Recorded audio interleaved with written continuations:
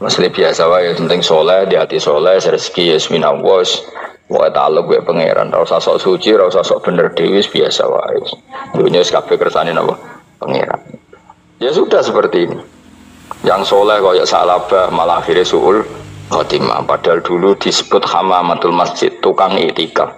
Gak tahu mulai ke masjid, tapi akhirnya suul khotimah. Wahsi sing mata ini kekasih Nabi, rupanya mata ini Hamzah ditakdir husnul khotimah. Makanya itu ya muqallibal qulub tsabbit qalbi ala dini. Kita tidak pernah tahu. Nah, kenapa kalau saya ngaji PD, mereka aku muji pangeran, saya tidak pernah mikir awakku, tak penting awakku, penting muji pangeran. Ngaji itu artinya kan muji pangeran, muji ilmu nih pangeran, ya sudah selesai. Itu anakku itu dongo itu mikir awakmu dewi. Mulane dongo mbek ngaji ku derajate dhuwur, ngaji, mergo ngaji muji pangeran, nak dongo mikir awake dewi. Makanya masyhur itu ada dua kelompok di masjid, yang satu diskusi halal haram, yang satu berdoa. Nah, terus Nabi keluar dari rumah berdiri sempat ragu, saya kemana? Terus, akhirnya Nabi ngendikan mereka itu berdoa kalau Allah mengabulkan ya disembadani. Tapi mereka belajar halal haram. Itu perintahnya Allah, saya sebagai Nabi.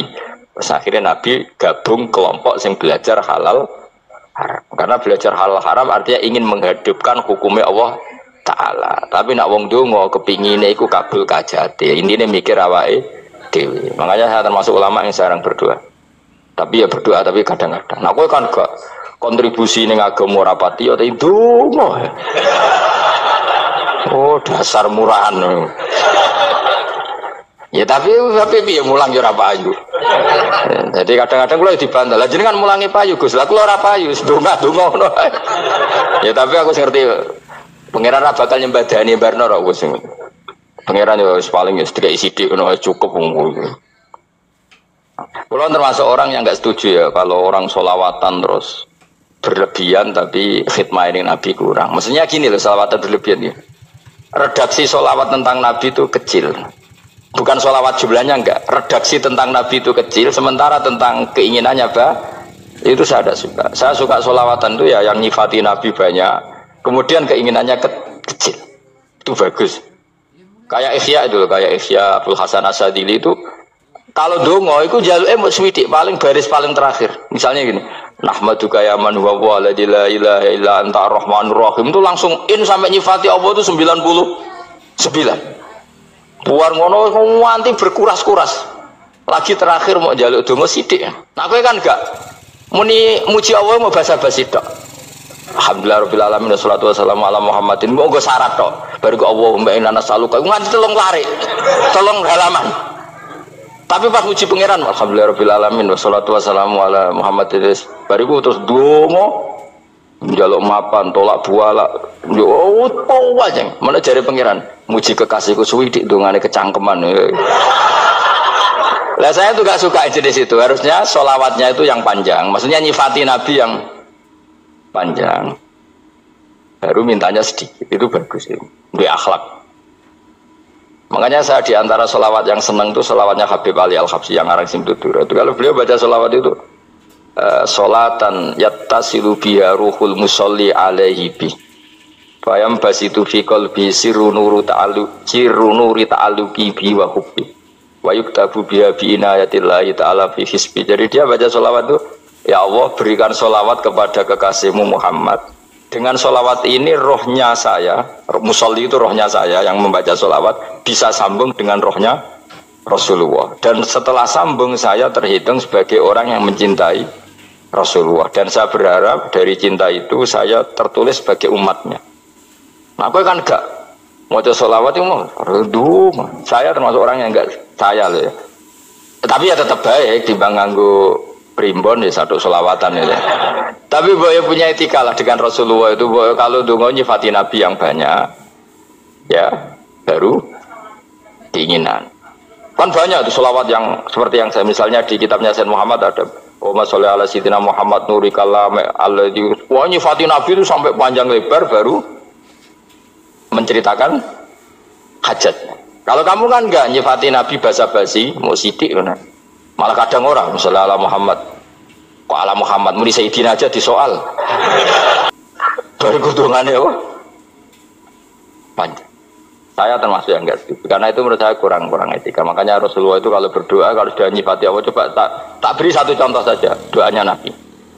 Alhamdulillah hamdan yuwafi ni'amahu wa yukafi'u mazida ya rabbana lakal hamdu kama yanbaghi li jalali wajhika 'azimi sultanik la nuhsi tsana'an 'alaika anta kama asnaita 'ala nafsik. Itu sudah berapa itu nyifati Nabi?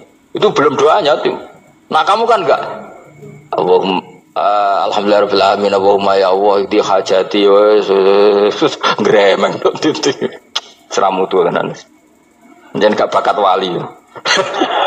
Nah, cara kula iku sisih dene. Kula yo sering ngamini dongane wong ngono niku, tapi ning atiku amin itu maksudnya amin barno mawon Gusti. Nanti aku amin tapi amin ku barno mawon Gusti. Wong ora jelas ngono betul. Jadi aku muni amin tapi amin barno maksudnya ya Allah barno amin ngono maksudnya.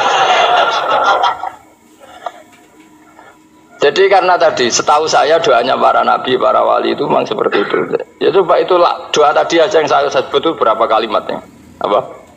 Alhamdulillah hamdan yuwafi ni'amahu wa yukafi mazida ya rabbana lakal hamdu kama yanbaghi li jalali wajhika 'azimi sultani la nuhsi tsana'an 'alaika anta kama asnaita 'ala.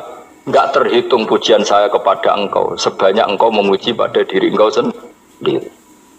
Allahumma inni a'udzu biridhoka min sakhatika fi mu'afatika min uqubatika wa bika minka. Allahumma sholli bi haqqi jabarutika wa bi khawsuka. Kan panjang sekali doanya wali-wali itu, tapi semuanya mensifati Allah. Bahkan banyak yang kemudian lupa enggak doa. Coba haji, doa haji itu coba. Labbaik Allahumma labbaik la syarika lak innal hamda wan ni'mata laka wal mulka la syarika lak. Wa ni'mat itu kan labbaik saya siap melaksanakan perintahmu ya Allah sa'dik. Engkau yang punya pujian, engkau la syarika lak. Itu malah enggak ada, jarang malah ada doanya. Itu kalimatnya talbiyah semua. Allahumma antal azil akram itu sudah seperti itu. Karena tadi al mu'min yashghaluhu sana 'ala Allah min ayyakuna li nafsihi dzakiran. Mukmin sejati adalah sibuk memuja Allah sampai lupa jatah dirinya sendiri. Nah, kowe kan gak mujine Allah basa-basi, dongane tenan. Itu jadi makhluk aneh, itu jadi hubungan mbek pangeran itu wong aneh. Ya tapi jan ra bakat wali ngono iku dadine ngono iku. Ya tok ngono kok mari wali kakean malah gak elit. Jadi tapi saya mohon itu di sholawat itu usahakan jumlah paling enggak jumlah sholawatnya banyak, doanya sedikit. Paling enggak misalnya kamu tidak punya kalimat yang apa baik ya mau sholawat ping 100 juga ada salah biar guling-gilingan apa kita menyebut kekasihnya Allah lebih banyak ketimbang kita menyebut hajat kita sendiri ya gitulah. Paling enggak punya etika seperti itu ya. Kalau kamu enggak punya segot-segot sing keren, bacalah sholawat berapa 100 terus cerita awam Gusti utang kula kathah. Mungkin raja wis roh.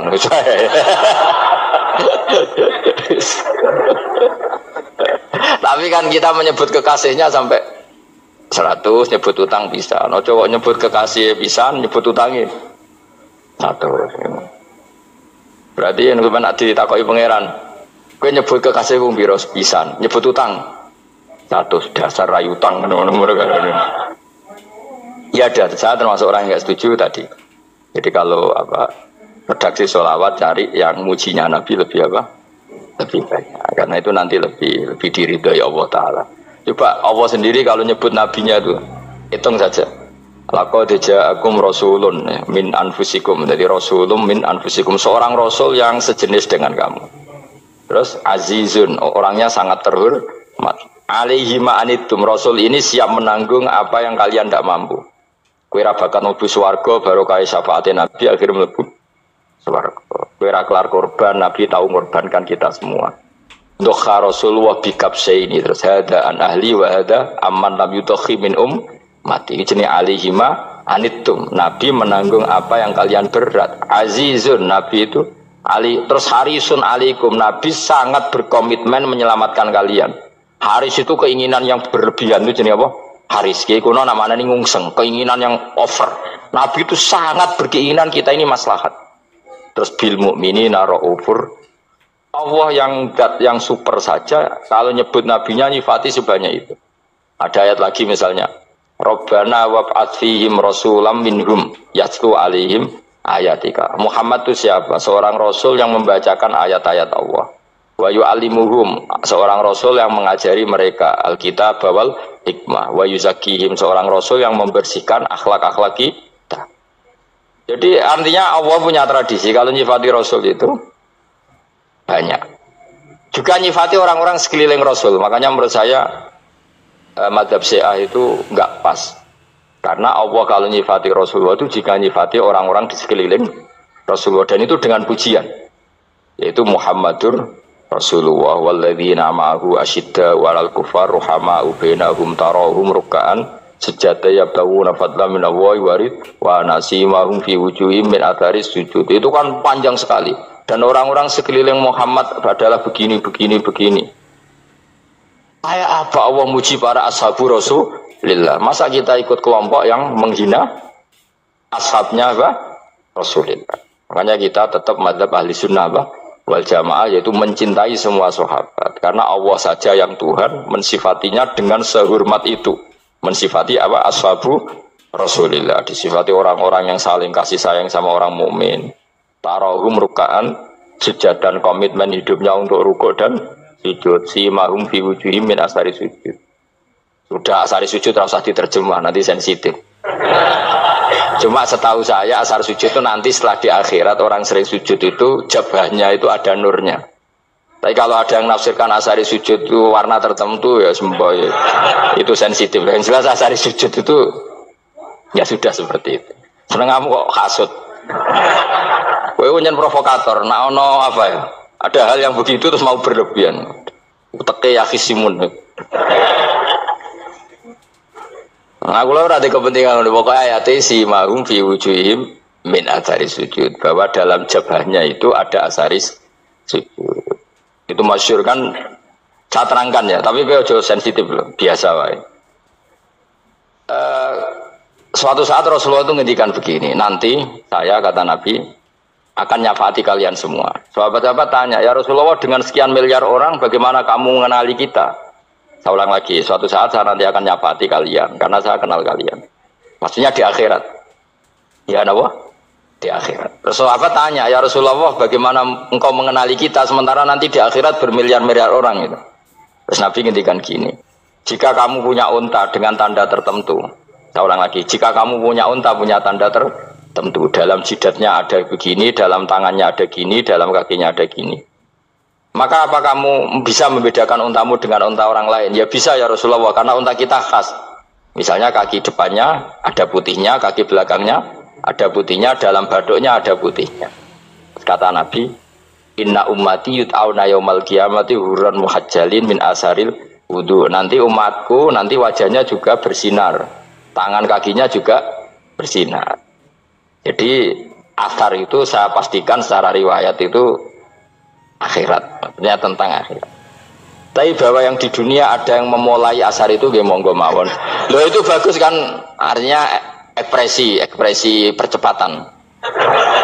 Tidak apa-apa loh, daripada kok kue jelas ini gitu.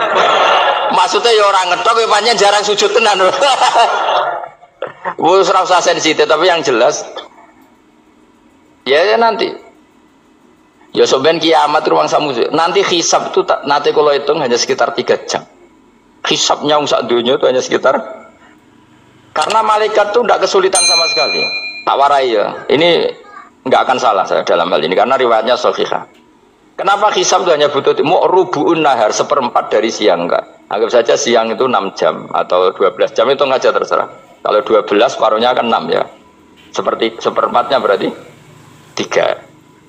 Itu gini, jadi nanti di mahsyar itu kan yaumatab jadu wujuh wa taswaddu wujuh. Yaudah yang kafir itu kelap, hilang, wajahnya, tubuhnya semuanya gelap. Yang mukmin itu semuanya terang. Jadi sudah yang tasyadu wujuh wa taswaddu wujuh otomatis terus nyingkap. Terus pergerakannya itu delala yang tabyadu wujuh itu ke kanan, yang taswaddu wujuh ke kiri. Maka kamu jangan punya sinar yang kelap-kelip, nanti kena bego yang karena nggak jelas tadi. Maka kamu harus sinarnya yang sejelas-jelasnya, Quran muhajjalin min asaril. Bila perlu nur kamu sampai menembus langit saat itu. Makanya ketika orang mukmin sudah nurnya ada di muka, ada di tangan, masih ngendikan Rabbana atmim lana Nurona karena takut masih kena bigo tadi. Karena kalau hanya wudhu tok, sikil tok kan, bayangkan di miliaran orang kan bisa agak kelihatan. Tapi kalau nurnya sampai nembus langit kan, itu siapa kok nurnya sampai, kan malaikat langsung tahu. Wah ini hafal Quran, alim kan insya Allah nurnya itu. Sama zaman itu masih berdoa, Rabbana atmim lana, sempurnakan nur kami. Karena nanti identifikasi malaikat berdasar tadi, kalau ada nur berarti diletakkan ashabal yamin, kalau nggak ada nur, ashabal shimal. Nah malaikat yang dibawa bigu itu kira-kira detail gak? Dugaan saya kalau kelap-kelip pasti kena simal. Wah ini partai kiri, mesti kan. Pemenang yang wudhunya mau dulit sirah tok sidik. Karena anak mazhab Syafi'i. Sebetulnya meskipun itu sebaiknya kalau basuh sirah itu kabeh ben ora kelap kelip aneh-aneh pepesan terus dulat-dulit tok. Oh itu sebenarnya ya itu kelap-kelip. Ya sudah ya. Setelah itu kata ngendikane pangeran yu'raful mujrimuna bisimahum fayukhadu bin nawasi wal aqdam. Orang-orang pendosa kelihatan maka diletakkan di kiri. Nah sama yang orang-orang baik simahum fi wujuhim min asari. Jadi ayat itu jelas tentang akhirat. Tapi kira usah terus provokasi. Seneng kamu kok ya khisimun maksudnya provokator gitu. Jadi nanti yang mukmin jelas nurnya. Dan nur ini nanti dengan kadar iman kamu, perilaku kamu. Ada yang kelap-kelip, ada yang... Nah yang kelap-kelip ini orang kena bigo itu tadi. Nanti setelah kena bigo ikut ashabis simal, yang kelap-kelip disortir lagi malaikat yang bagian detail kan ada nanti. Nah ini terus ditubir neraka. Yang kafir benar-benar neraka, yang ini ditubir neraka. Nah, itu nanti ini yang ngel-ngelok Kanjeng Nabi digoleki ya ini itu. Mana sakit Kanjeng Nabi, mana ono kiai soleh darani, nah iso soleh dhewe sakit Nabi mergo terus goleki endi umatku sing kelap-kelip. Oke teman-teman, semoga bermanfaat untuk kita semua. Sampai jumpa.